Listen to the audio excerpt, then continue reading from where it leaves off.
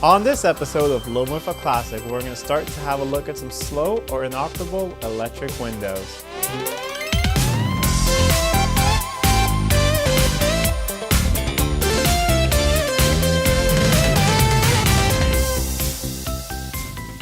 Welcome back to Living with a Classic, and a huge thank you to everyone who watches and subscribes to this channel. A few days ago, the channel reached 1,000 subscribers. And I'm just really speechless and touched. I can't believe that many people have chosen to subscribe to this channel and want to tune in every week to watch my videos on how to live with these classic cars, these great classic Jags, how to do things on them yourself at home and how to keep them running and just how to enjoy them. So thank you so much for watching. I promise there'll be a lot more of this coming. I have some big plans coming in the future, so stay tuned for that. Also stay tuned for, like I promised, when I hit 1,000 subscribers, there will be a competition and giveaway. So there'll be an extra video coming out pretty soon with a small little competition, and it'll have some cool giveaways. So stay tuned for that. So if you're not already subscribed and you're new to the channel, I hope that you stick around and consider subscribing. I put new videos every week on Jaguar related content. So head on over to my channel, check out some cool videos, and while you're there, hit the subscribe button and the bell notification so you don't miss any updates. Now, today's video is actually one that's a viewer request, or several viewers have requested me to go through the electric windows, both on the XJs and on the XJS.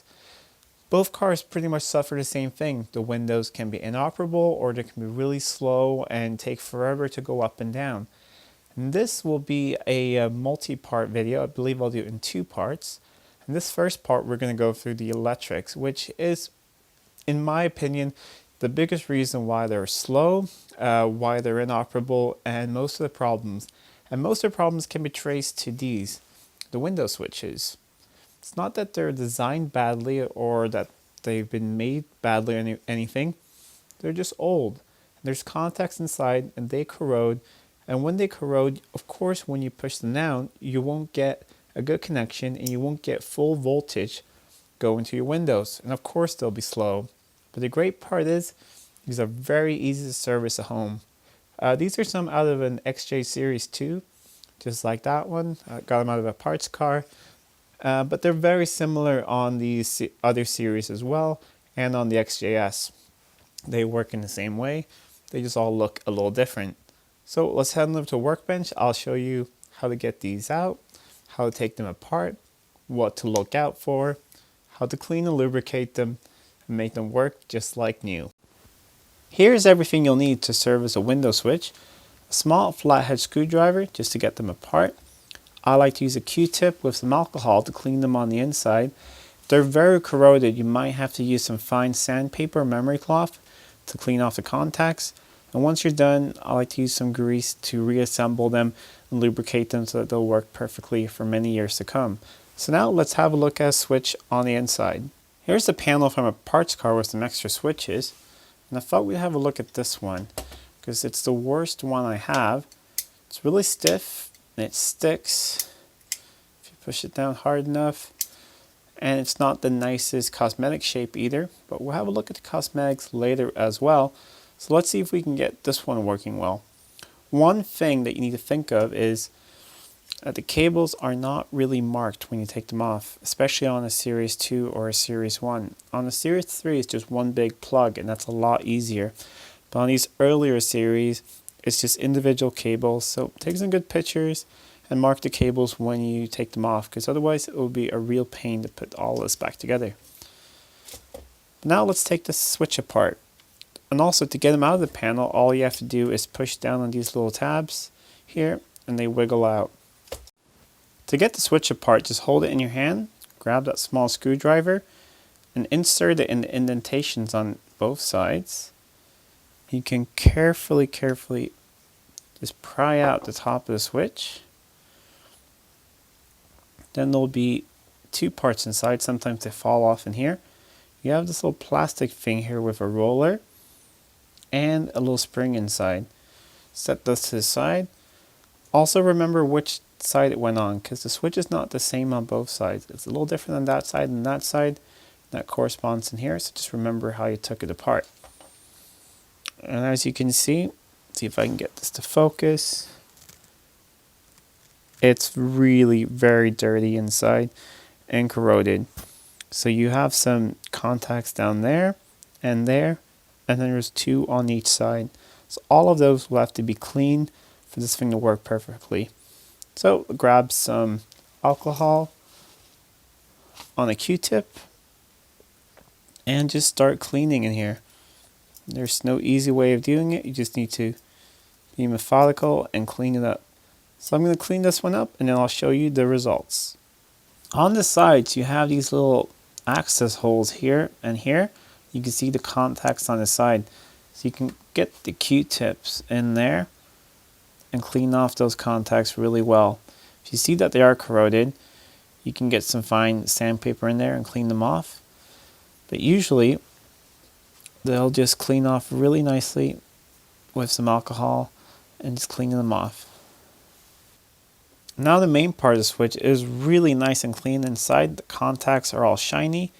Not sure how well the camera's picking it up. Everything is nice and shiny and clean. So I'm just going to dry off the inside a bit with a towel. Get any of the dirt out. But any of the alcohol left behind will just evaporate. So that's all ready to reassemble. I've already cleaned off the spring as well.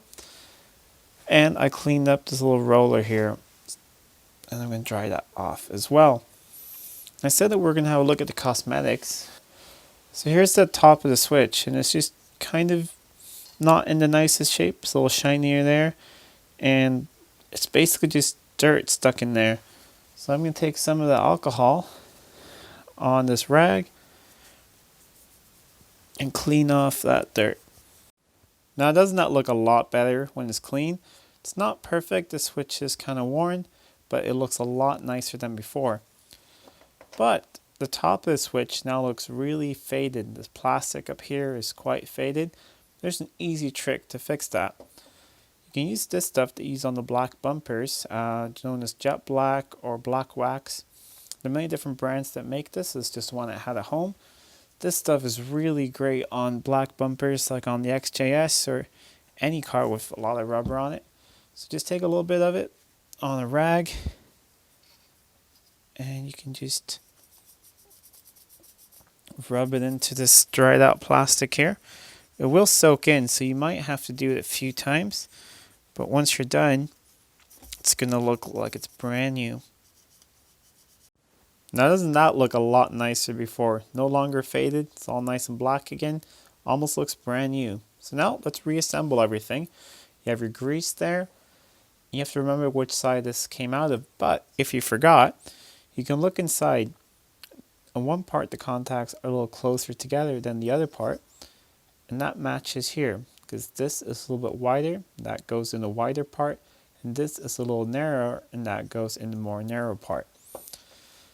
So start by putting some grease on the spring here. You can put a pretty big amount of grease on it. The good thing about the grease is it will hold everything in place as well when you reassemble it. And put some grease on this contact or on this little wheel as well. And I'll put a little bit on the back, more to use it as glue to hold it all back together.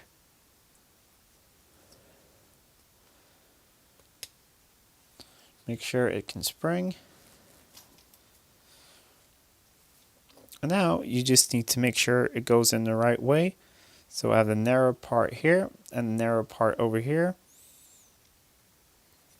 And it just goes in with a click.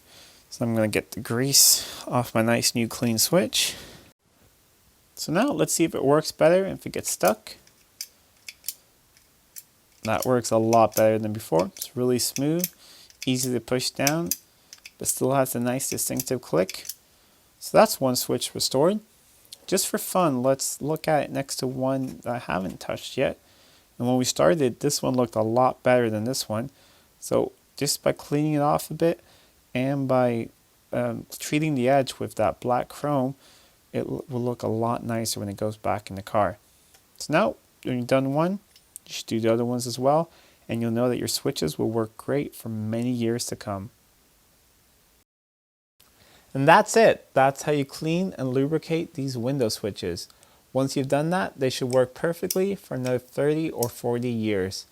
And that will really solve most of the problems you can have with these windows, with them either being slow, inoperable, or just not reliable.